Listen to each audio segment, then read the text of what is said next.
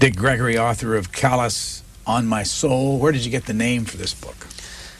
I got callous on my feet. No, I was thinking that your feet is made by a universal God force. And your feet, a fourth of all the bones in your body is in your feet. Now, if someone would have told me that when I was a little child, I never would have wore tight shoes just because they look good with the outfit. I think a fourth of all the bones. And so I got to thinking, I used to look at these old black men. And then once I became famous and could travel, I noticed something about old Jewish waiters in New York City. I mean, it looked like the shoes they wore, the high tops, and looked like it had soup on it from the first day 40 years ago. But I noticed all the shoes had holes and little cuts, and they was turned up. And then I realized, thinking of those old black men and women who had calluses, who didn't know there was such thing as a foot doctor, okay? And you notice that they would cut the shoe. And then I realized, when I look in them old shoes, they would start wearing out from the inside. And then one day it dawned on me, there have never been a shoe that a human have made that could wear out a pair of God's feet. So if you wear a tight shoe, you get a little rub, then you get a blister, then you get a corn, and you get a callus. And thinking that a callus will wear a shoe out, and I realized that black folks, oppressed folks, we have a callus around our soul, and if you don't cut that shoe, the shoe will be wore out from the inside. Now, the significance of this is, I have no control over that. I don't care how much I like this shoe. There's a universal God force that says, you can't rub me like this without me reacting. And so I'm saying to America that we have a callus around our soul, and it have nothing to do with me being polite or trying to peacefully coexist. See, there's nothing I can do in my automobile. I'm so busy, I can't stop for gas. When it runs out, it stops. And I think in America, no one in the history of this planet have made the progress that we African Americans have made in a 30-year period. Now, let me say this again. In the history of this planet, there have been no one to make the progress that African Americans have made in a 30-year period, in spite of black folks and white folks lying to one another, not being fair, not being honest.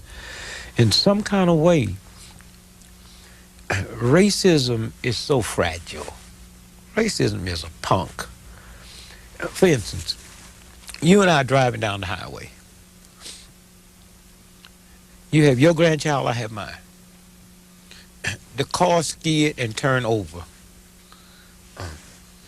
3 black militant talking crack of this and crack of that, and 3 Ku Klux Klanners come over, and both groups is lifting that car up. I do not see your Klan sheet, nor do you hear the word cracker. That's how fragile. I used to hear black men coming back from World War II and talking about how nice things was during war. And I was too young to understand how fragile racism is. And they talked about when they're over in the front line of battle, how they smoke off the same cigar, the same pipe, eat out the same food, and then after the war was over, when they took my gun, they called me a nigger and I was back. Well, at that point, I was too busy listening to old folks talk than to realize what they were saying, whether they knew it or not. Racism, prejudice is so fragile that you can suspend it. So anything I can suspend is not real in the first place. Where do you live today? I live in Plymouth, Massachusetts. Why Plymouth? I think that the Pilgrims are going to come back again. I got some Indians. We're going to stop them this time. Say, hey, wait, hold it. Wait a minute. Wait. No, it's very interesting. I have 10 children, and I was looking for a place to raise them because, coming up poor, coming up in the ghetto, coming up in a racist system, you have so many things to do that you can see, that it never dawned on me there was things that you couldn't see that will kill you just as fast, like polluted water, polluted air. Uh, you can't see, smell, or taste, or feel radiation. And one day, I was arrested in Chicago for a demonstration, and in the process of my arrest, I would always go to jail. And I said, well, I'm not in jail for committing a crime, so I don't think I should be punished. I don't mind going to jail, so I'm not going to do no work detail. And that would aggravate people who was even thought what you was doing was right, but now you on my turf, and so I wouldn't do anything. And it saved my life. You know, that's why I say this movement owe me nothing. You know, I came through. The awful thing about being poor is you get hung up with wanting to get from here to there and don't know what they went through. You see this luxury, but you don't know if it was an insurance fraud. You don't know if a wife or a husband died in a plane wreck and that's how the money. You just see the luxury and you want to get there. And I'm laying in bed in jail and I'm not asleep. I'm fast. I always refuse to eat when I go to jail or drink any water. And laying there, I had this vision that Chicago was on fire. And it was kind of interesting because I always felt there was something wrong with Mrs. O'Leary's cow. I mean, if you think about how sexism affects our society today, can you imagine what sexism, where did she get them cows from? I mean, Mrs. O'Leary's cow? So I used to do a line that said, what happened is Mr. O'Leary got drunk and went out in the barn and milked the bull by mistake. That's what caused the fire. So I'm thinking that when I'm there, I see this vision that Chicago's on fire, but I don't see no flames. And I see this guy standing at the door, a white guy, with a little smirky grin on his face. And so I come out of it, and I really wanted to tell myself I'd been asleep, and I hadn't been. My wife was in the hospital having our 10th child. And when I got out of jail, I just realized I had to get out of Chicago. Something was going to happen. I didn't know what it meant. Chicago's burning, but there's no flame. So we moved from Chicago. And we lived in a fantastic neighborhood, one of the fine neighborhoods in America, because it's the University of Chicago, Hyde Park, Kenwood, and they used to run ads in Newsweek, you know, list Dick Gregory, It was the highest per capita education-wise of the people who lived there. But I noticed something just snooping around, looking at news, right a block from where I lived, and it's fine, incredible neighborhood. About 200 days out the year, whatever they used to call the code for bad air day, that area would have it. You see the lake is across the street. And so we got out. Now, how'd I get to Plymouth? And I'll come back and finish Chicago. I wanted to find a farm. I wanted to find a place where the children could have fresh air, clean water, and grow a little plant or something, nothing serious, you know. I tell people I was making too much money to be a farmer, you know. So I had some friends looking, and I looked at so many places so fast, I thought I was moving to Providence, Rhode Island. And I had told the lawyers, and I'm thinking I'm buying the house. I didn't know it's leased, and they kept saying, and you know how you hear what you want to hear. So Lil got out the hospital with baby number 10, and we packed up everything, and it was under protest. And I've never understood why parents, especially fathers, get uptight with their children, because every scheme in that house was financed by me. I'm going to argue with you. I'm going to yell at you. I just get me a good book and sit in front of the refrigerator. And at some time that day, you will come that way, because that's where all the food is. And then you will find out whose food this is. And then I want to know why I have to call you so many times and you don't hear me. So we head out and nobody's laughing. No one. And we get there, I'm at the wrong place. It's a lake. I can't swim, Lil can't swim.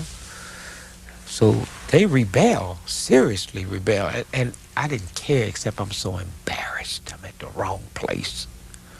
So I take them in town and check them in a hotel so I can gather my thoughts. So I go, can you imagine 400 acres around a lake? I go and have a guy come put a fence up. Quickly put a fence up. Now you're protected. So we come back, they move in. And no one stays angry long. So then but all at once, I have children born and raised in Chicago that on the way to the playground, when they visit friends, they walk through dope pushers, prostitutes, people cussing, taverns, bars. We get to a farm, they scared of butterflies, man. They're running, they're gonna get us. I said, no. Your problem, we just left. No. I carried my son to Mexico one year. He's 4 years old. And the area I'd go to had no electric, no lights. They didn't want it. It was just rural, nothing. You're just there. And you lived in a hut, Ulapa, Mexico. And he runs in hollering and screaming, they gonna get me. And I run outside. Now, I'm not one of these fathers that will run outside just because that's my boy. I could tell where he's hollering wasn't nothing serious. And I've told all my children, my wife, if anything happens, seriously, call the police. I'm not a pit bull. Somebody don't wait till I come home. Call the police. So I go outside with stars. And I felt so bad. I was born 1932. No pollution. You just lay out on your back with a piece of straw in your mouth. We're in the city. And pick out the Big Dipper, and that's mine, and just, see shooting stars. What city? St. Louis. So now, 1963, I have a child born in a city and have never seen a star. Huh? Too polluted, too many lights, too bright. That didn't bother me. What bothered me and made me cry, I was born seeing stars. And I've been so busy in the rat race and the hustle and the bustle, I never dawned on me they left. Oh, huh? Then I really was ashamed. It's one thing never having something. It's another thing you have something. That book sitting on your lap, and then all at once it moved, and you didn't know it was gone. And so all of these led me into the only rule I set when I was looking for a place was find me a place an hour from a major airport, because at that time, about 80 to 90% of my work was college lectures, and 80% of all colleges is east of the Rockies. And so as long as I'm an hour from the airport, and Plymouth is an hour from the Boston airport. That was the only criteria I had. So we get there, and at 400 acres, everybody's happy. I felt bad. My friends would say, you growing anything, and I said, oh, this is a rich boy farm. It's just, it's manicured. I had the old Liggett Myers estate, and President Cleveland used to go up, and it was a horse farm, and they have all of these huge places, and it was just gorgeous. And so we planted a garden. That's the first time I really ever played father. We out digging the dirt, and it start growing. You see a little onion come up, and then all at once we ordered the swing, the whole swing, the whole apparatus from Sears and Roebuck, where we had everything the children play with, right? And out of 400 acres, when I got back home, out of all the places for to put that, they put in the garden. So I said, well, I might as well give up. There's no farmers. There's no ruralness. I'm in trouble. You got 400 acres. The only place. I said, oh, God, help me. Please help me. And so that's how I ended up in Plymouth. You've been married to... But wait, let me do this. About 3 years later, just thumbing through some research, I see something in one of these like secret reports that one of the highest, strangest forms of bone cancer, deaths, anywhere on the planet is in this area where I used to live. Huh? Chicago or Plymouth? Chicago. Not just Chicago, Hyde Park, Kenwood. Huh? So I'm saying to my wife, Lil, wait a minute. This is division. This strange bone cancer. So I check it out and I find out at Stagg Field, 55th and Cottage Grove is where they split the atom. I used to pride myself of showing friends, this is where the atom was split. And they found it was still radiated. They cut Stagg Field down, and it's a track. I used to tell people, and the radiation is still there. I said, I'd go way over the ghetto where people's lights and gas was cut off, and I'd bring their turkeys over and just put them in the trunk of the car and sit there at Stagg Field for a while, and they'd be done. Radiation is still here. Well, here's what we found out. 65 years ago, nobody knew about nuclear waste. Where did they dump it? Well, when they got ready to build new buildings, University of Chicago, they dumped it in the cement. And that was division. Chicago's on fire. Flames are not there. And I just wanted to finish that. That's the reason I left Chicago. Second, right behind that, because I couldn't tell anybody that. They think you're crazy. So I had to really blame it on, let me find a place that's not as polluted, that fresh air. Then the children ended up, they loved it. There's something about nature, there's something about outside, there's something about, and yet I still don't understand Idaho, Utah, some reactionary people. See, I grew up in a city where I believe that if you get around nature, you'd be close to God. As I go around the world and see beautiful places, and you see that meanness and then you can go into little conclaves where you would never expect you could find love, and there you can find love. You spent how many years at Southern Illinois University? I spent 4 years at Southern Illinois University. In Carbondale? In Carbondale, Illinois. And I think everything I am today, I'd have to trace it back to that. But I can go further to my mother, to the neighborhood I grew up in. But it's like cooking a stew. You just got the water hot and the seasoning in it, but you haven't put the rest of it in. Well, that's what I was like before. See, I'd never been around white folks.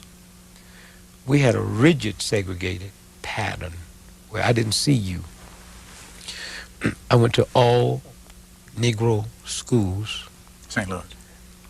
Went to all Negro movies. See, we didn't have a segregated movie where you sit downstairs and I sit upstairs. When you had to go buy clothes at the big department store, you couldn't try them on. You say, well, my shoes, my feet's a size whatever. How'd I know what size foot was? They would take the money and then they'd throw your shoes and your change back out.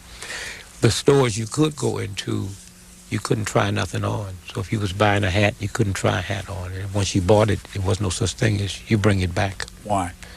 Because you were a Negro. And white folks Didn't want to put on no clothes that you had on. And it's kind of interesting how racism worked, because I wouldn't mind putting on. See, that's the horror about racism. Not only am I at the blunt of it, but it makes me the nice person.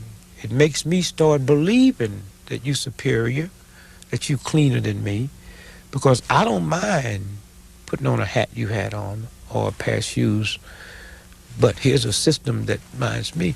And so coming out of that, only white folks I knew were the ones you worked for, or the ones my mother worked for. They never called her Miss Gregory or Miss Lucille. It was Lucille.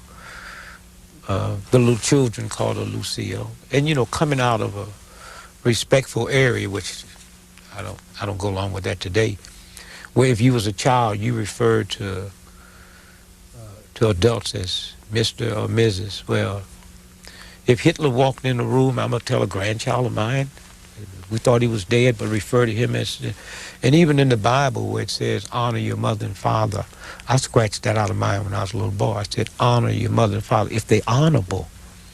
You have a lot of problem with folks who's really into the Bible and Christians. And I have to put a visual picture. If I, as a father, raped a 3-year-old, a 6-year-old, and a 5-year-old and took an axe and chopped them up, are my children still supposed to honor me because I'm their dad? I don't think so. And so just seeing how disrespectful they were to my mother, she didn't feel that way. She was talking about putting food on the table and feeding us. And then she would take like mashed potatoes. And I'm saying to my brothers, I said, no, she them rich white folks don't eat no. See, nobody with money eats leftovers. We eat leftovers, and for some kind of something like they taste better the second day. You know, girl, you haven't had no turkey till that second day. And I said, why you had to put so much mayonnaise on it? And so much, you serious? So one day, I used to always talk back to my mother. And she was fixing food, and I saw this food that she had taken from these white folks' house and put it up, hide it. And she demanded we say the blessing. So I said, I'm not praying over stolen food. And she, who said that? And I've always wondered why parents do that. That's giving you another chance. And so naturally, I'm not going to say it, you know, because my mother would attack you. She's a nice, sweet lady, but she took nothing. I said, who said that? And everybody looked at me. No child of mine will sit at this table and eat without praying over food. So I don't pray over stolen food. What do you mean by that? You taking this food. See, I was heavily influenced by movies. John Wayne, Humphrey Bogart, those were my heroes. And I used to want to be like them, man. They wouldn't take nothing off nobody. I know if Humphrey Bogart's mother had took some mashed potatoes that the white folks wasn't going to eat the next day, he wouldn't pray over it. Now, it would be nice if my mother knew they wasn't going to eat it and was taking it, but she was hiding it. So she hit me. And then I kind of looked. My mother had a lot of sense, man. She'd be hitting you, but she'd be listening if you'd be talking back to her. I say, if you come downstairs in the basement and pray over what I stole, I'll come back over here and pray over what you stole. So I'm a better thief than you. I just can't justify mine through religion. And she heard me. And then I was sorry I said it. She just sit right down and hug me, and she started crying. How many kids were around that table? Oh, it was all of us. But when the whooping started, ain't nobody. How many were there in It your was brothers and 6 of us. 4 No boys. father? No father. Big press? Big press. Where was he? I like him now. He's my hero. He was an average movie dude, man. You know, he's big money. Presley. Presley. I'm born 1932. In the early 40s, Big Press made $60,000 a year. Can you imagine that kind of money in them days? He was a master chef. Master chef. I mean, if he got off the boat in England, it would be a violation not to go check in to see if his service was needed at Buckingham Palace. When I got ready to go to college, I was talking to him one day in between periods. He'd be gone and come back. And he said, I don't know what you're going to college for. My sauce man makes $60,000 a year. Now, 50? A black person?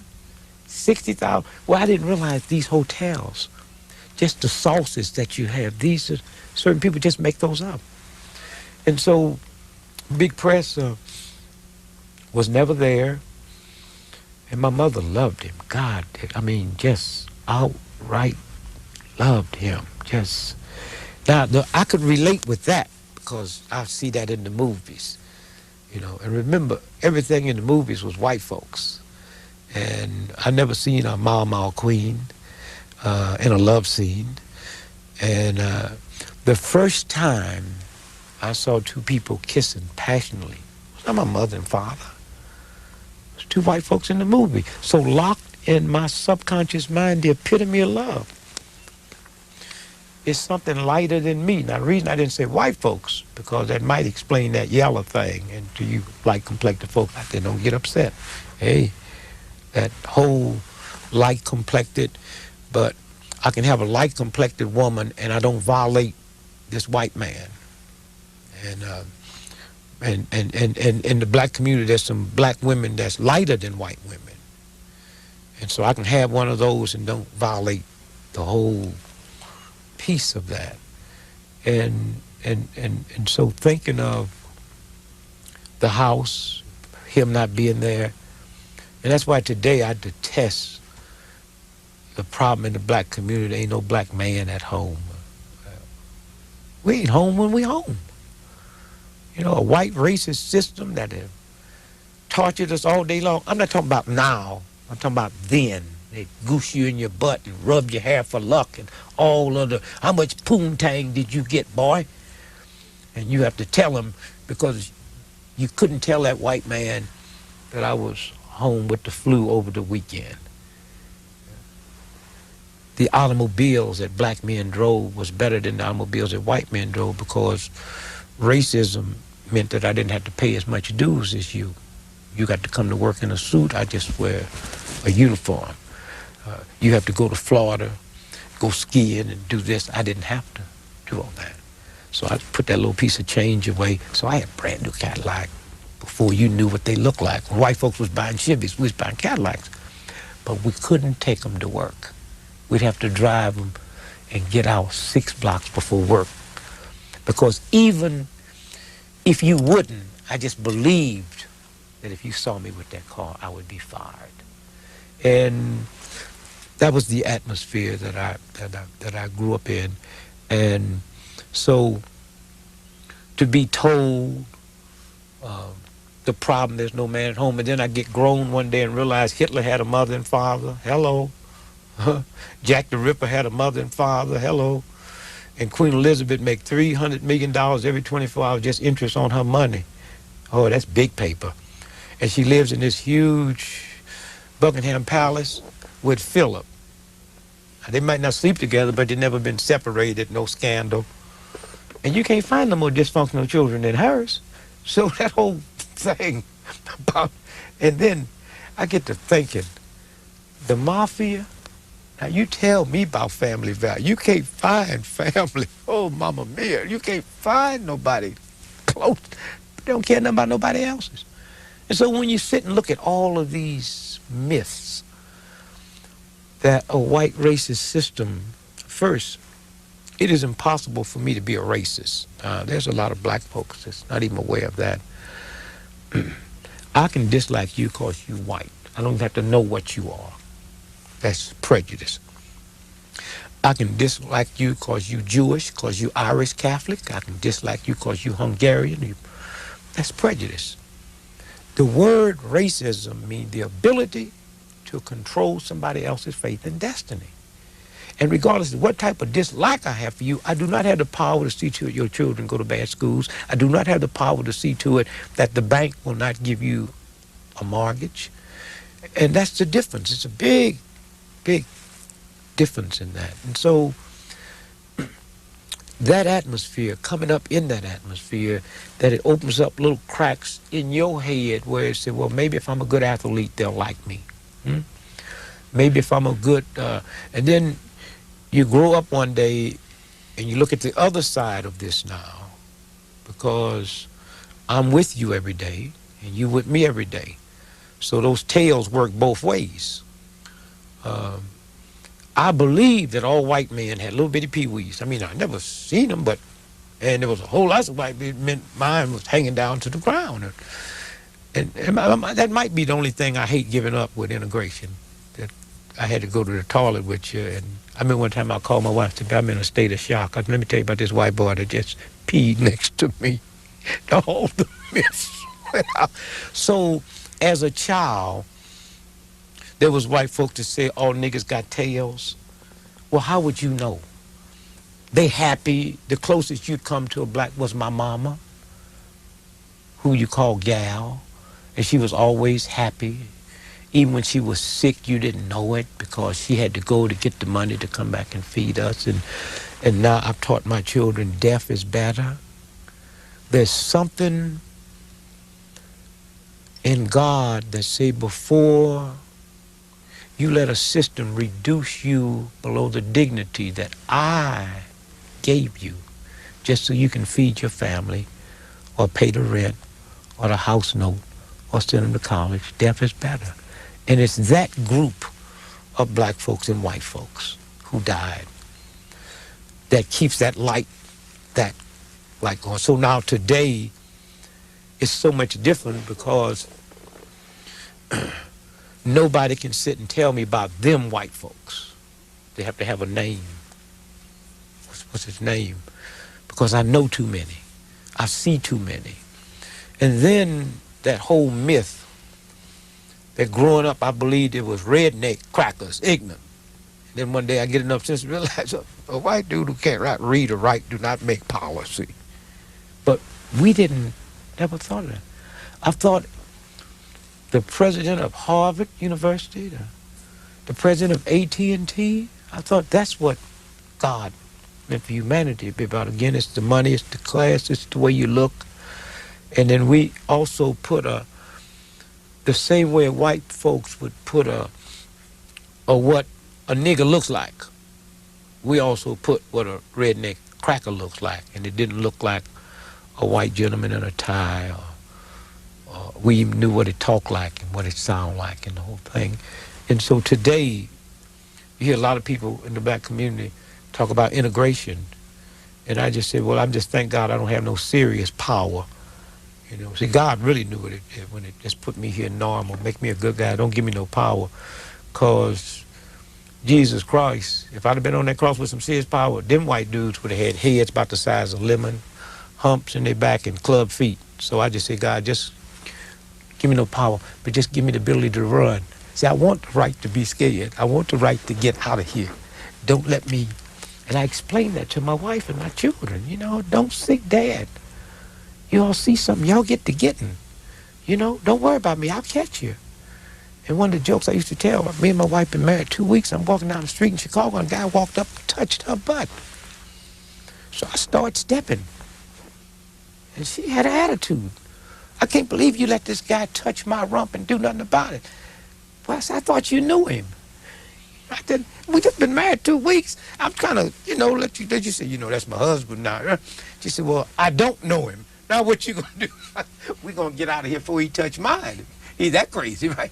And so it was that whole having no power, reacting to fear, now to sit and see white folks that'll die for you, to sit and watch white folks on TV that will stand up. I mean, it still catch me off guard to read the Wall Street Journal. They say the Attorney General designate. He should not be the Attorney General. And to look at the editorial, we talk about he lied on this black man, this judge. And it's kind of interesting because, it says, well, he don't want to give nobody the electric chair. 73% of the cases that came before this black judge, he agreed to capital punishment.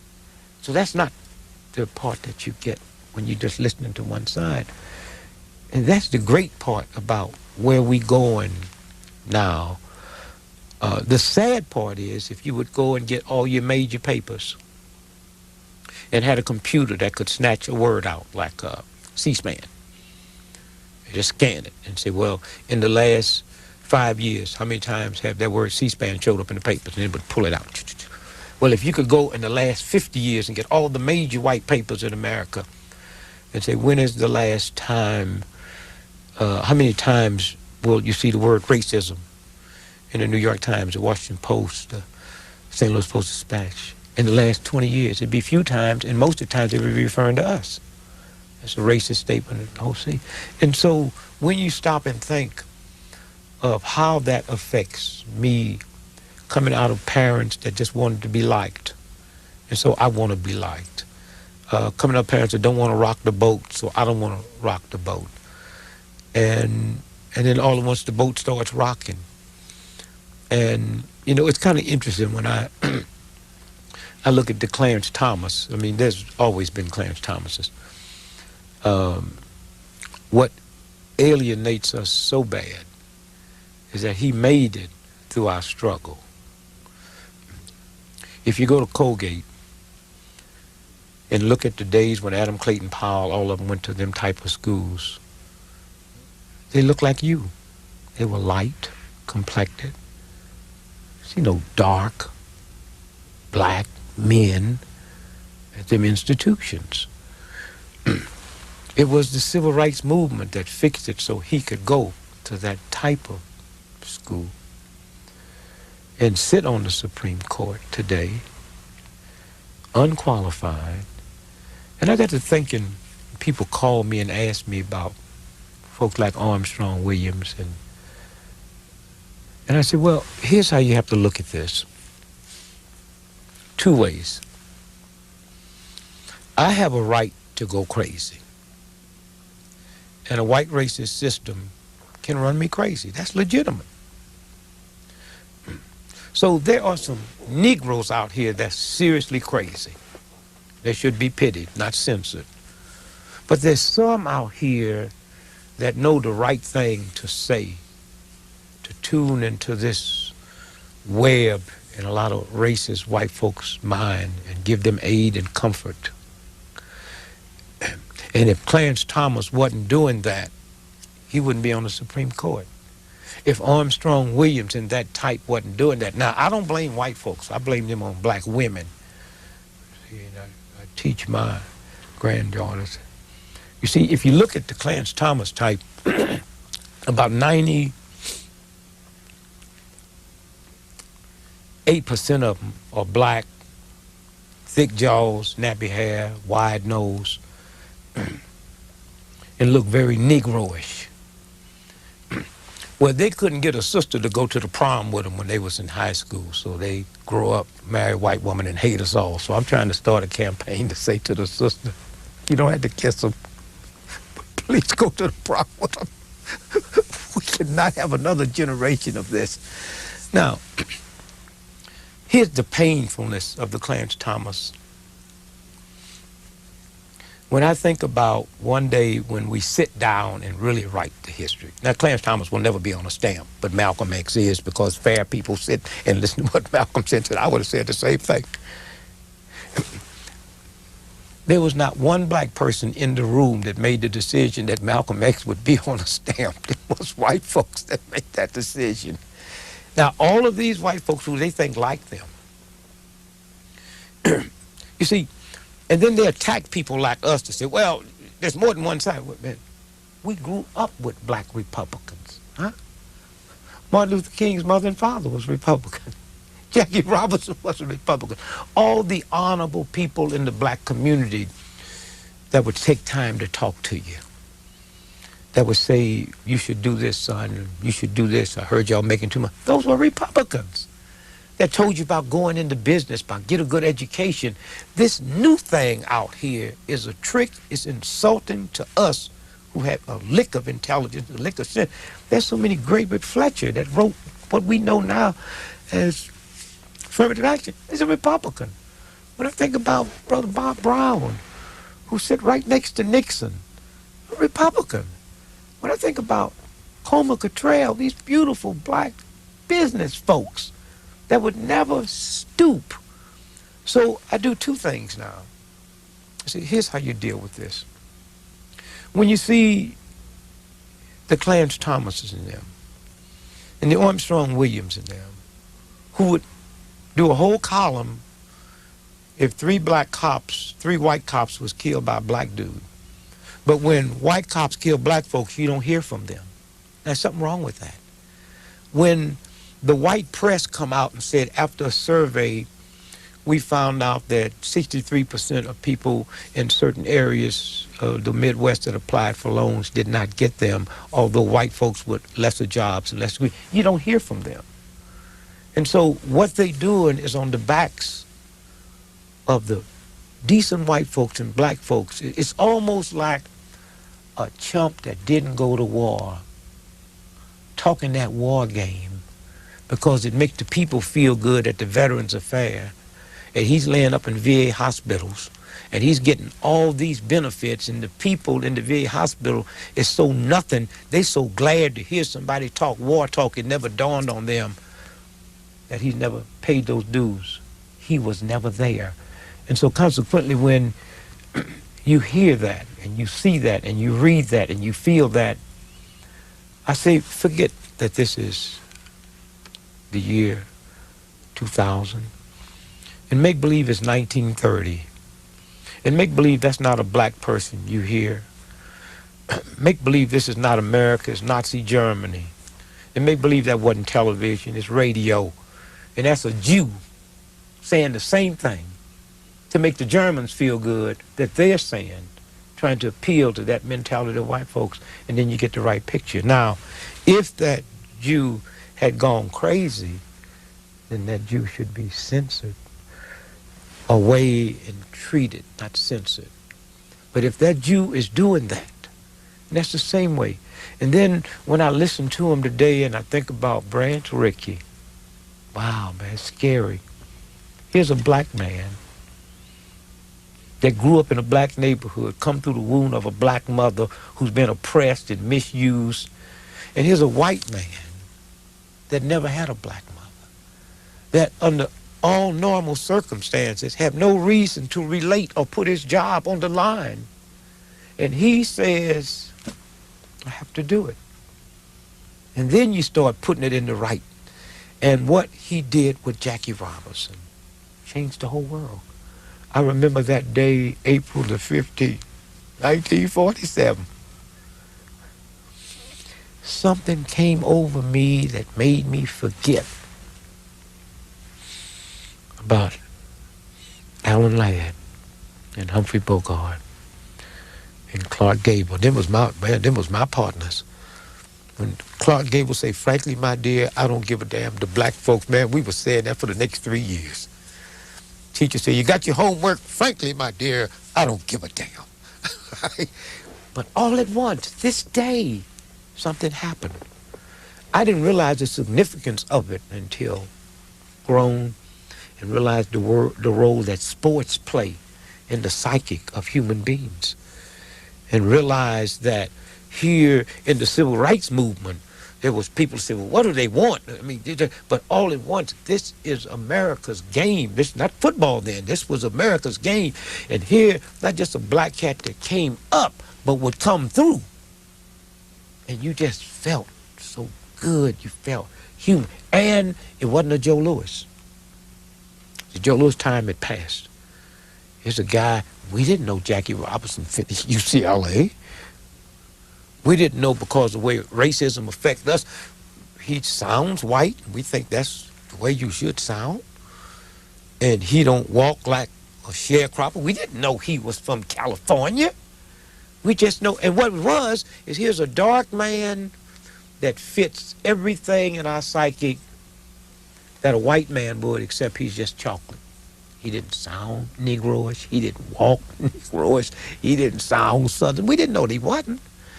And so all at once, this excitement, and then things start breaking down. And I'm sure one day when 100 years, 200 years from now, when people sit down and start running an honest trail, it will be that.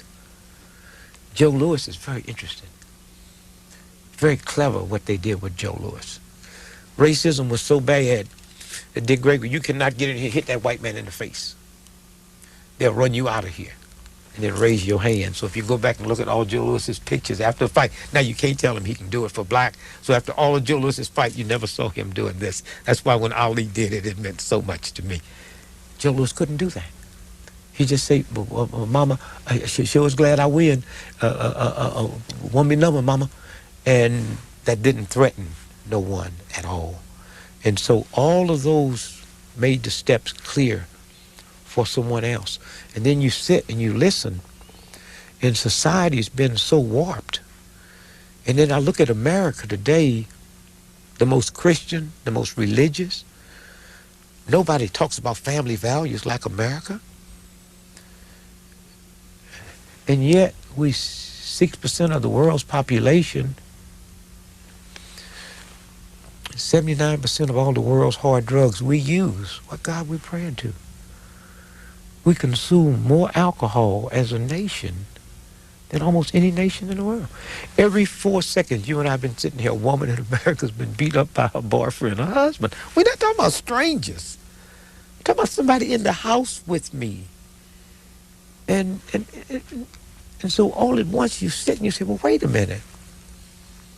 And then you see how this corrupts the fabric. In other words, if you ask someone, what do you think of when you hear the word God? And it's amazing the different things that people say. Some people say, my Father. I think of the Son. I think of the Holy Ghost. I think of Jesus. Just, what do you think of when you hear the word Father? And it's kind and loving. I think of the Creator. I think of my Father. I said, well, how can you, in a Christian praying society, let a handful of evil old degenerate pimps take the mafia syndicate hoodlums, the scum of the earth, and name them Godfather? It didn't bother you. Whew, that's scary. Godfather? That didn't bother you? And then glamorized them. And we sit to the movie and we couldn't get enough of their glamour. Why? Because in a country that's so spiritually whipped, if you got a nice suit on, remember the mafia never looked bad, tailor-made. They were cool, man. But if we could ever visualize the mafia, just some little roughnecks with some tattoos on and no money, and stealing cars. It's one thing to steal a car as a business, another thing stealing a car because you ain't got one. We would not tolerate that. And so when you stop and see what Branch Rickey did, that's that little flame. You know, it's kind of interesting that I use the example because we've all been guilty of it. You're walking across the house with a candle, and sometimes your swiftness creates too much wind, and it almost put the candle out, and all you do is stop, slow up, and cup it. That's all. You just cup it, and that flame. That's what the civil rights movement was doing. Was cupping this candle, and it started flaming, and it started going, and fair-minded people sit and watched, and today you see this mix. And when I left home to go to college, that's the first time I met a white man. As a white man, my coach, my professor. And the reason I say nothing changed me, the stew really got mixed at that white racist college, and I don't think there could have been any more college that was more racist than Southern Illinois University that admitted Negroes. There was probably was worse, but they wouldn't let us in. And I got there, and I heard a white professor, Dr. Voss, say to a white girl in speech, that she said, nobody want to hear what I got to say. And he told her a story when the whole cotton crop was wiped out and the boll weevils and the economy of America was about to fall and we'd been destroyed as a nation, and they didn't know what to do, so they brought this group of scientists in from the South and the North, and they brought a black scientist in with them named George Washington Carver. He couldn't ride on the train with them. He had to sit in the Negro section, and he couldn't stay here in Washington, D.C. with them. He stayed in a Negro home. And after 2 weeks, they couldn't find the answer. And somebody remembered, oh, God, George, we forgot he's here. So they decided that it was going to close the next day as a failure at 12 noon, and they let him on at 11:45. And he spoke at 11:45. Now, here's a white professor at this college telling this white girl this who says, nobody will listen to me, I have nothing to say. And he said, at 11:45, he started talking, and at midnight, they sent out the third time for sandwiches. And at 6 o'clock in the morning, they were still there. He had the answer. So, Miss Brickbauer, if you have something to say, they will listen. I had a white man say this, and I'm sitting, and I walked out. I'm not talking about a movie. I'm talking about a script. I'm talking about a white man that said, if you have something to say.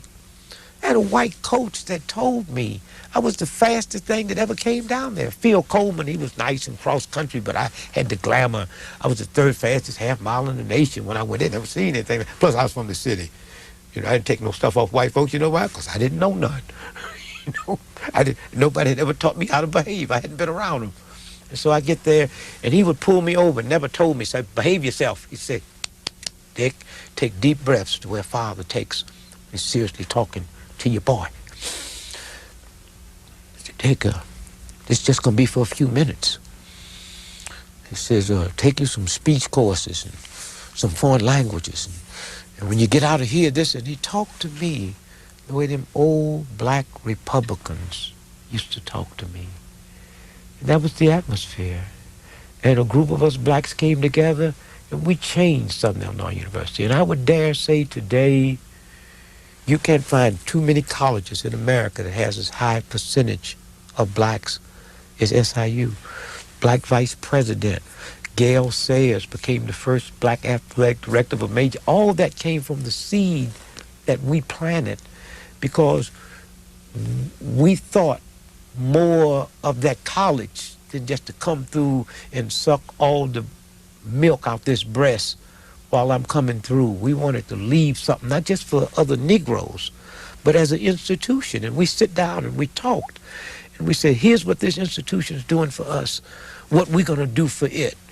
Well, we're going to kick its booty, and we're going to bring it down.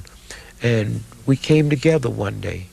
125 years, no Negro had been outstanding athlete of the year. So we went in and said, they got mad, kicked us out.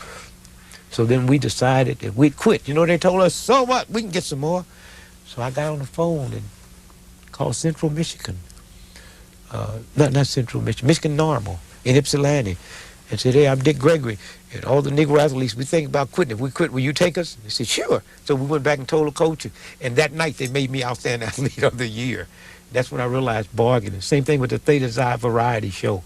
A black person that never won it and sang and danced, nothing. So we just bought 50 tickets and went in and locked the door. And I got up, danced, buck danced, sang, and took the trophies. And that's how we beat it down and beat it down. And one of the fine institutions. Not perfect. Won't be perfect until the next group comes in, decides that we're going to change it. And that's what I wanted this book to reflect. I wanted a book that 100 years from now, when black folks and white folks from all over the world sit down and want to look at the movement, they'll have a document. I had no hidden agenda when I put this together. When you see me on the front of that cover there, behind them bars, I have a suit and a tie on. You can never wear a tie in jail because you can commit suicide. They take your shoestrings. That, without saying it in the book, that, I said, America is in jail. And I'm looking through the bars at America. And I hope you liberate yourself, and I hope you're ready for this parole. My nephew took that picture. I was was doing a movie, and one of the scenes was in jail. So before I put my costume on, Melvin Van Peebles, I was doing that. And then we thought, hey, this would make a... And one of the things that I would like to say to you out there is all of you should write a book. Not a book that's going to be sold. It might. But just sit down. Because you are somebody. And just sit down. What I was able to do because of the advance of Sheila Moses, I said, here's what I want. I got 13 books out here. And I don't want you to rewrite with me another book that's the same thing. Certain things will never change. I was born October 12, 1932. I will always be born. That have to be it. When I first wrote my first book, Nigger, I was looking for a white man. Not a black man. Not me. To write it with me, because the message I had in my first book, black folk didn't need to hear it. White America needed to hear it, who had never been around a Negro doctor or a Negro school teacher or a Negro principal. And so I wanted to put my life in his head and let him spit it out so it would have the... This time I wanted black folks and white folks and humans. And Sheila Moses was that person that I said, go around the world. Interview whatever you have to interview, and then come back with the skeleton, and then we'll put the meat on the bones, and we ended up with Callous on My Soul. This is the cover of the book. Our guest has been Dick Gregory, and the book is Callous on My Soul. Thank you very much. Thank you, brother.